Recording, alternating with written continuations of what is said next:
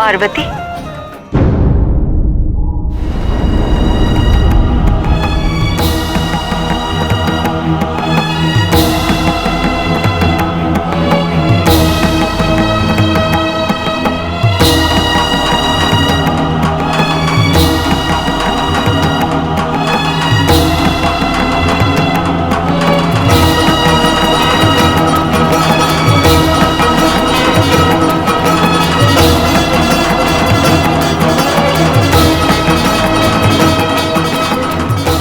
वीणा की तारों में अपने मन की पुकार भर दो पार्वती।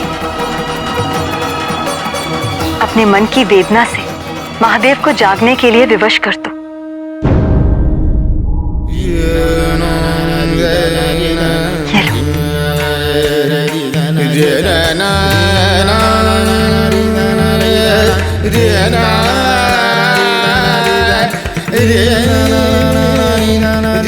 महादेव के जीवन से कष्टों को मिटा के प्रेम और सुख भर दो।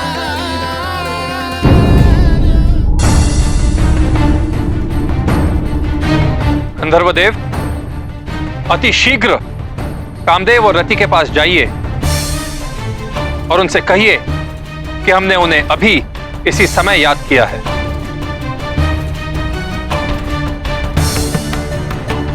इंद्रदेव, रति और कामदेव को बुलाने से क्या होगा? देवी गंगा, अब महादेव को समाधि से जगाना केवल माता पार्वती की समस्या नहीं, हम सबकी भी है, जिसे हमें मिलकर हल करना हो।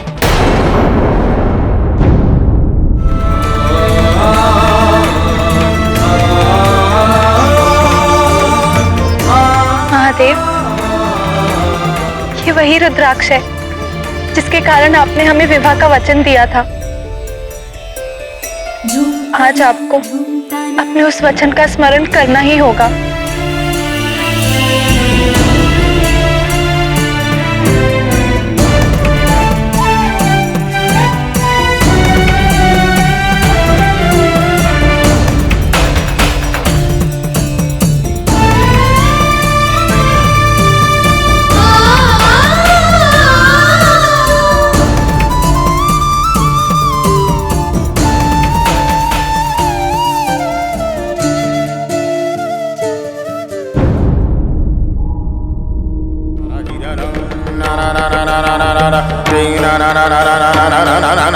और ये वही वीणा है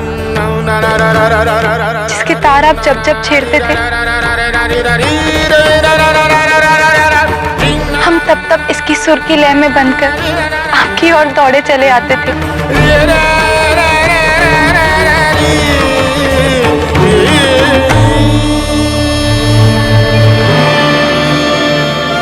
आज आपको हमारे मन की पुकार सुननी ही होगी महादेव। आज आपको इस समाधि से निकलना ही होगा।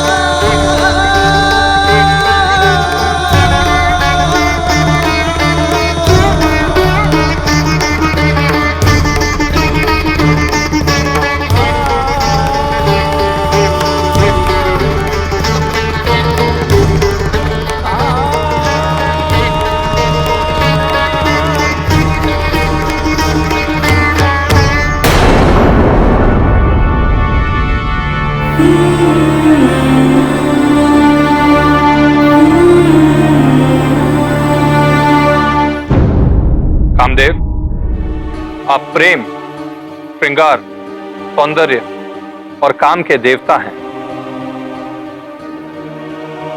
आप दोनों ने आज तक अनेकों बार हमारे लिए तपस्वी, वैरागी, ज्ञानी ज्ञानियों के मन पर अपने श्रृंगार रूपी तीर चलाकर उन्हें काम से पीड़ित किया है, उनकी तपस्या को भंग किया है। किंतु इस बार आपको एक बहुत ही कठिन और चुनौतीपूर्ण कार्य करना है। आदेश दीजिए इंद्रदेव, इस बार हमें किसकी तपस्या भंग करनी है? महादेव की। कामदेव, आपको समाधि में लीन महादेव को जगाना है। उनके वैरागी हो चुके मन पर आपको श्रृंगार और काम का ऐसा बाण चलाना है कि वो विरक्ति छोड़ आसक्ति को अपना ले। महादेव के मन में प्रेम भावना जागृत करनी है आपको, और यह कार्य आपको आज ही करना होगा, क्योंकि माता पार्वती महादेव के पास अपना पत्नी धर्म निभाने जा रही है और इस कार्य में आपको माता पार्वती की सहायता करनी होगी। इंद्रदेव, ये क्या कह रहे हैं आप? ये कार्य असंभव है। किंतु इस कार्य को आपको संभव करना होगा कामदेव। महादेव के मन में अगर प्रेम भावना नहीं जागी तो उनका और माता पार्वती का मिलन नहीं होगा। यदि यह मिलन नहीं हुआ तो तारकासुर का अंत करने वाले उनके पुत्र का जन्म नहीं होगा। इसलिए आपको इस असंभव कार्य को संभव करना होगा कामदेव। महादेव के मन पर अपने श्रृंगार के बाणों की ऐसी वर्षा कीजिए कि उनके मन का वैराग समाप्त हो जाए। उनका मन श्रृंगार से भर उठे। इसके पश्चात ही महादेव और माता पार्वती का मिलन संभव है। इंद्रदेव, हमें सोचने का समय दीजिए। नहीं कामदेव,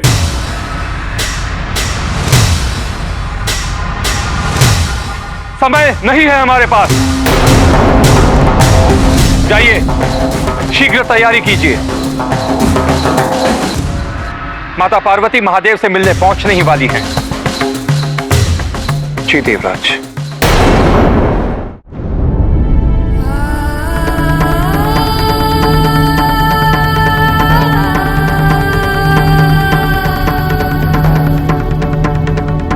पार्वती, तुम्हारे अश्रुओं को देख के लगता है कि महादेव उनकी समाधि से नहीं जागे।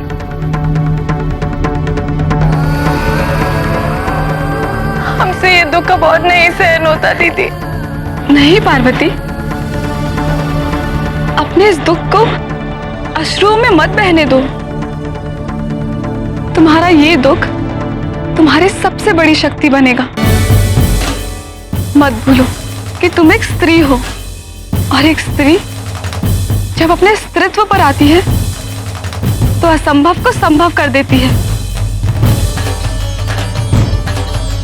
अब पार्वती को अपने उस रूप में आना होगा जिस रूप में वो महादेव से अलग हुई थी। तुम एक कन्या हो, तुम्हें अपने 16 श्रृंगार में आना होगा। 16 श्रृंगार कर एक पूर्ण स्त्री के रूप में तुम्हें महादेव के सामने जाना होगा।